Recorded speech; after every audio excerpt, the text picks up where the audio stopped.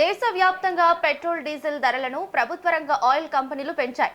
Litre petrol పై సగటున ₹3 ఇంకా diesel పై ₹3 పెంపు చేస్తూ నిర్ణయం తీసుకున్నాయి. పెరిగిన ధరలు ఇవాళ ఉదయం 6 గంటల నుంచి అమల్లోకి వచ్చాయి. పశ్చిమాసియాలో కొనసాగుతున్న ఉద్రిక్తత పరిస్థితుల ప్రభావంతో అంతర్జాతీయ మార్కెట్లో ముడి చమురు ధరలు భారీగా పెరిగాయి. ఈ నేపథ్యంలో గత 11 వారాలుగా ఇంధన ధరలను స్థిరంగా ఉంచిన ఆయిల్ కంపెనీలు చివరకు ధరల పెంపు నిర్ణయం తీసుకున్నాయి. ఆర్థిక ఒత్తిళ్లు పెరుగుతున్న కారణంగా ఈ నిర్ణయం తీసుకున్నట్లు సమాచారం. ఇక 2022 ఏప్రిల్ తర్వాత దేశంలో పెట్రోల్ డీజిల్ ధరల్లో పెద్దగా మార్పులు చోటు చేసుకోలేదు. అయితే 2024 లోక్సభ ఎన్నికలకు ముందు కేంద్రం లీటర్కు ₹2 చొప్పున ధరలు తగ్గించింది. తాజాగా మరోసారి ధరలు పెరగడం వాహనదారులకు భారంగా మారింది. ధరల పెంపుపై గత కొన్ని రోజులుగా ప్రచారం సాగుతుండటంతో పలుచోట్ల పెట్రోల్ బంకుల వద్ద వాహనదారులు బారులు తీరారు. ఈ క్రమంలో కొన్ని బంకుల్లో నో స్టాక్ బోర్డులు కూడా కనిపించాయి. అలాగే ఆంధ్రప్రదేశ్ లో పెట్రోల్ పై ₹3.29, ఇక డీజిల్ పై ₹3.14 పెంపుగా ఉండగా తెలంగాణలో పెట్రోల్ డీజిల్ పై ₹3 చొప్పున ధరలు పెంచినట్లు ఆయిల్ కంపెనీలు వెల్లడించాయి.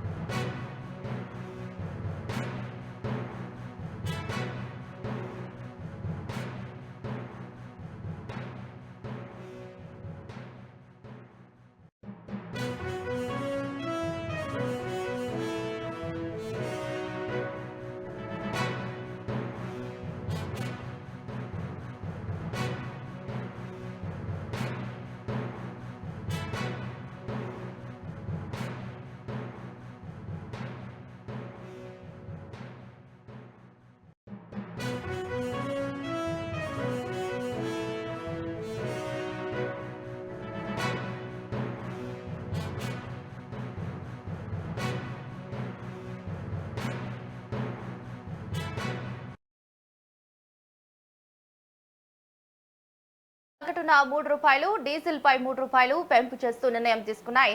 పెరిగిన ధరలు ఇవాళ ఉదయం 6 గంటల నుంచి అమల్లోకి వచ్చాయి. పశ్చిమాసియాలో కొనసాగుతున్న ఉద్రిక్తత పరిస్థితుల ప్రభావంతో అంతర్జాతీయ మార్కెట్లో ముడి చమురు ధరలు భారీగా పెరిగాయి. ఈ నేపథ్యంలో గత 11 వారాలుగా ఇంధన ధరలను స్థిరంగా ఉంచిన ఆయిల్ కంపెనీలు చివరకు ధరల పెంపు నిర్ణయం తీసుకున్నాయి. ఆర్థిక ఒత్తిళ్లు పెరుగుతున్న కారణంగా ఈ నిర్ణయం తీసుకున్నట్లు సమాచారం. అయితే 2024 లోక్సభ ఎన్నికలకు ముందు కేంద్రం లీటర్కు ₹2 చొప్పున ధరలు తగ్గించింది. తాజాగా మరోసారి ధరలు పెరగడం వాహనదారులకు భారంగా మారింది. ధరల పెంపుపై గత కొన్ని రోజులుగా ప్రచారం సాగుతుండటంతో పలుచోట్ల పెట్రోల్ బంకుల వద్ద వాహనదారులు బారులు తీరారు. ఈ క్రమంలో కొన్ని బంకుల్లో నో స్టాక్ బోర్డులు కూడా కనిపించాయి. అలాగే ఆంధ్రప్రదేశ్ లో పెట్రోల్ పై ₹3.29, ఇక డీజిల్ పై ₹3.14 పెంపుండగా తెలంగాణలో పెట్రోల్ డీజిల్ పై ₹3 చొప్పున ధరలు పెంచినట్లు ఆయిల్ కంపెనీలు వెల్లడించాయి. ఇక ఇదే అంశంపై మరింత సమాచారం మా ప్రతినిధి రామకృష్ణ అందిస్తారు. రామకృష్ణ, చెప్పండి. అయితే ప్రభుత్వం ఎప్పటి నుంచో హింట్లు ఇస్తూనే ఉంది ధరలు పెరుగుతాయని, మరి ధరలైతే పెంచారో దీనిపై ప్రజలు ఎలా స్పందిస్తున్నారు?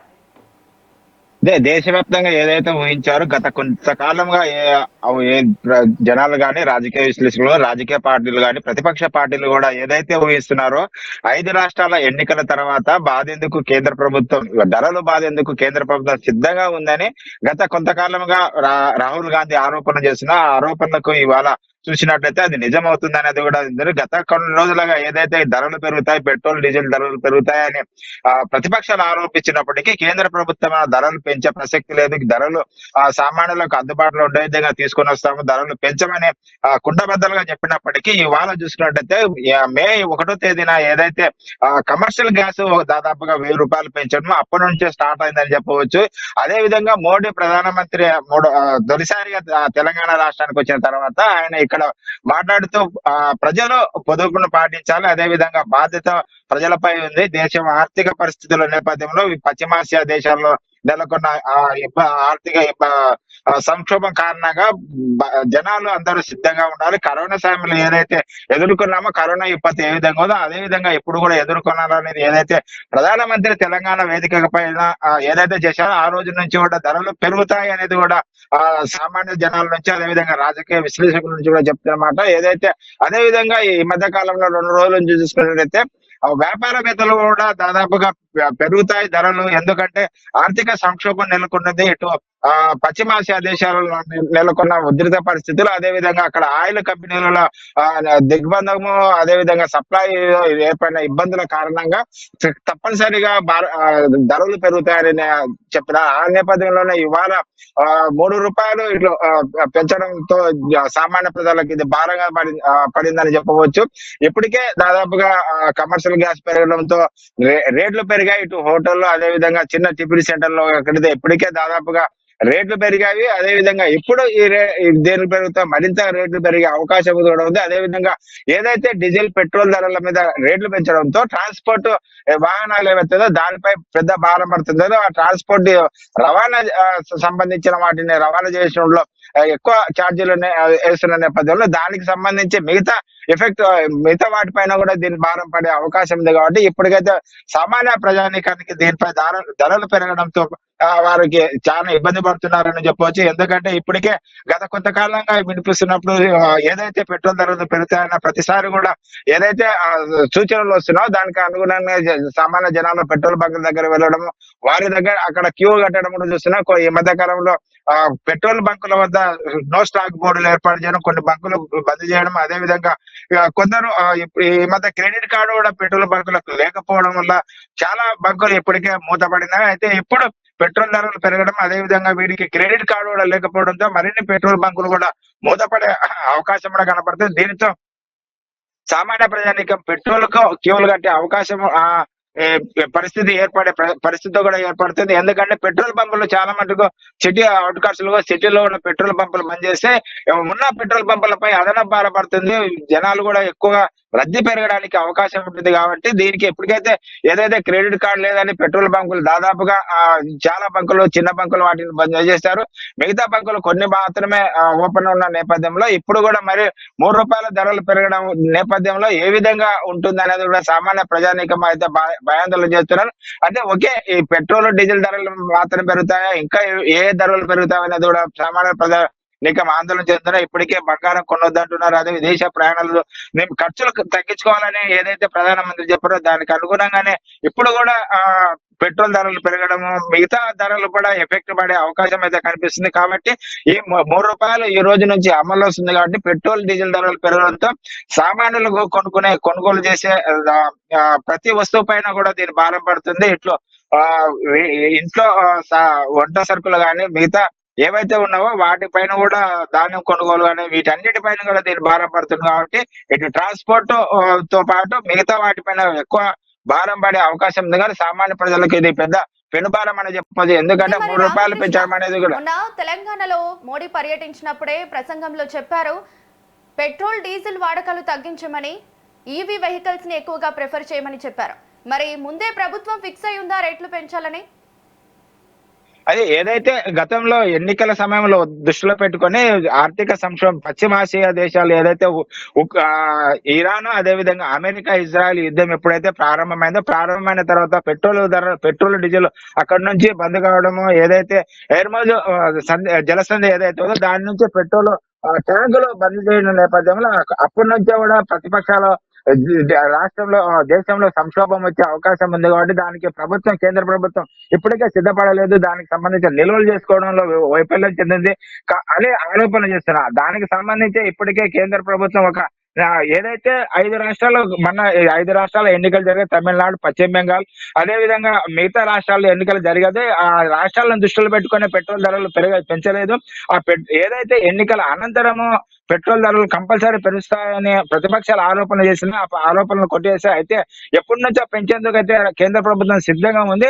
ఎన్నికలను దృష్టిలో పెట్టుకుని ఈ పెట్రోల్ ధరలు పెంచడంలో కొద్దిగా ఆలస్యమైందని మనం చెప్పవచ్చు రావాలి.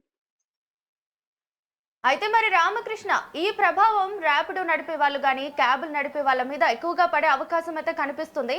మరి వాళ్ళు ఎలా స్పందించే అవకాశాలు ఉన్నాయి? ఇది ఒకే ర్యాపిడ్, అదే విధంగా మిగతా క్యాబులు ఇదే కాదు, ప్రతి దానిపైన దీని ఎఫెక్ట్ అయితే కంపల్సరీ పడుతుంది. ఎందుకంటే పెట్రోల్, డీజిల్ ప్రతిదీ ఇప్పుడు ప్రతి ఒక్కరు దాదాపుగా ఎక్కువ శాతం ఇప్పుడు చూసుకున్నట్టయితే ఈవీఎం లో వెహికల్ కంటే కూడా దాదాపు 70%, 8% దాదాపు పెట్రోల్, డీజిల్ వాహనాలనే ప్రజలు ఎక్కువగా వినియోగించడం. ఈవీఎంలు కూడా తక్కువగానే ఉన్నప్పటికీ తక్కువగా ఉన్నాయి కాబట్టి మిగతాది ఏదైతే పెట్రోల్, డీజిల్ ధరలు పెరిగావు దానికి సంబంధించి ఇటు ర్యాపిడో కానీ, క్యాబ్స్ కానీ, అదే విధంగా మిగతా ఏదైతే డెలివరీలో వీళ్ళంటిపైన ఎఫెక్ట్ అయితే పడే ప్రమాదం అయితే ఎక్కువగా కనిపిస్తుంది. ఎందుకంటే ప్రతి 1 లీటర్ పైన 3 రూపాయలు పెంచడం అంటే అది అదనంగా మనపై ఛార్జీలు వేయడం కాబట్టి ఆ ఛార్జీలు పెంచేందుకు కూడా వాళ్ళకి అవకాశం ఉంది. ఎందుకంటే పెట్రోల్, డీజిల్ ధరలు పెరిగాయి, గత రేటుకు రావడంలో ఇబ్బందిగా ఉంటుంది కాబట్టి ఇప్పుడు ఈ రేట్ల పెట్రోల్, డీజిల్ ధరలు పెరిగిన నేపథ్యంలో మిగతా అన్ని కేవలం డెలివరీ, అదేవిధంగా క్యాబ్ల మీద కాదు, ప్రతి వస్తువు మీద దీని ఎఫెక్ట్ అయితే పడుతుంది. ప్రతిదీ దాని పెరిగే అవకాశం అయితే ప్రతి వస్తువు పైన ధరలు పెరుగుతాయి. ఈ ధరలు ఏ విధంగా ఉంటుంది అనేది కూడా ప్రజలు ఇప్పటికే గత కొన్ని రోజులుగా ఏదైతే కమర్షియల్ గ్యాస్ పెంచారో, గ్యాస్ పెంచినప్పుడే ప్రజలు ఆందోళన వ్యక్తం చేశారు. ఇప్పుడు దేశవ్యాప్తంగా మరి ఈ పెట్రోల్, డీజిల్ ధరలు పెరిగిన నేపథ్యంలో ఏదైతే కేంద్ర ప్రభుత్వం చెప్తుందో పశ్చిమాసియాలో నెలకొన్న పరిస్థితుల వల్ల ధరలు పెంచాల్సిన ఆవశ్యకత ఏర్పడింది. ఎందుకంటే ఆర్థిక భారం ఏర్పడుతుంది. ఇప్పటికే ఆయిల్ కంపెనీలు ఎక్కువగా ధరలు భరిస్తున్నాయి, దాన్ని తగ్గించేందుకు ఈ ధరలు పెంచామని చెప్తుంది. అయితే గత కొంతకాలం ఏదైతే ప్రతిపక్ష నేత రాహుల్ గాంధీ ఆరోపిస్తున్నారు ధరలు పెంచుతారని, మేము పెంచాము.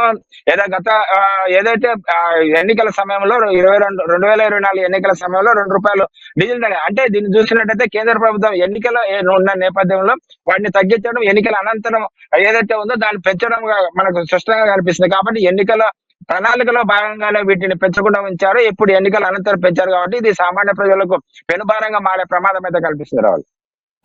Right, thank you Ramakrishna.